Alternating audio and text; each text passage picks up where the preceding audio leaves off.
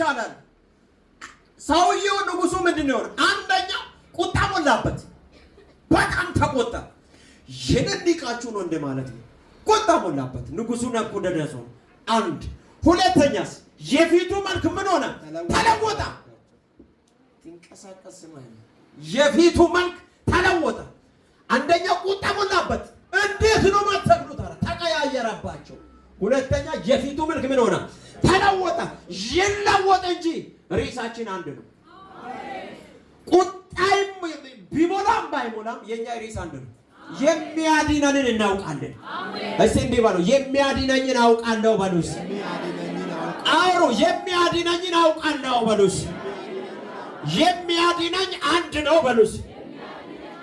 በዚህ እግረ መንገድ አንድ ነገር ልንገራችሁ። ጣውላ አያድነንም። ብረታ ብረት አያድነንም።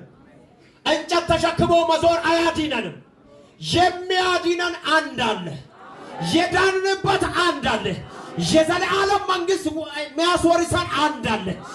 ደሙን አፍስሶ ኃጢአታችንን አንጾ በደም አንጾ ከአብ ጋር ያስታረቀን አንድ አለ። ስለዚህ አሉ እኛ ርዕሳችንን ምን አናደርግም?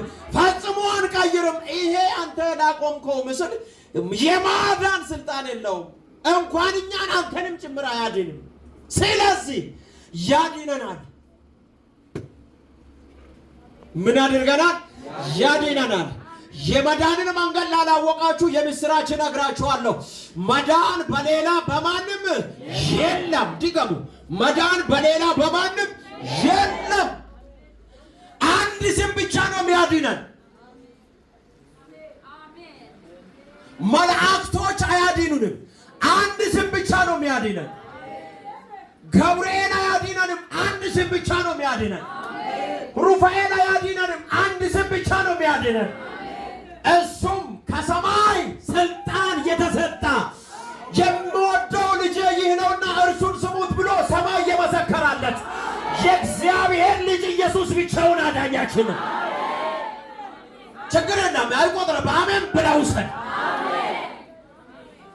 ከሰማይ ስልጣን የተሰጠ አብድናጎ ሲድራቅና ሚሳቅ ያድነናል ካሉ በኋላ ባያድነንም እንኳን አንተ ላቆምከው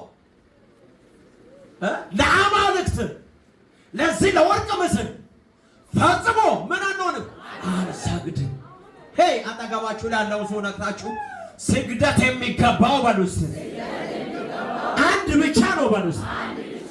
እሱም በሉስ ማን ነው? ድገሙ። ማን ነው? ከዚህ በላይ ጮኻችሁ ይህን ስም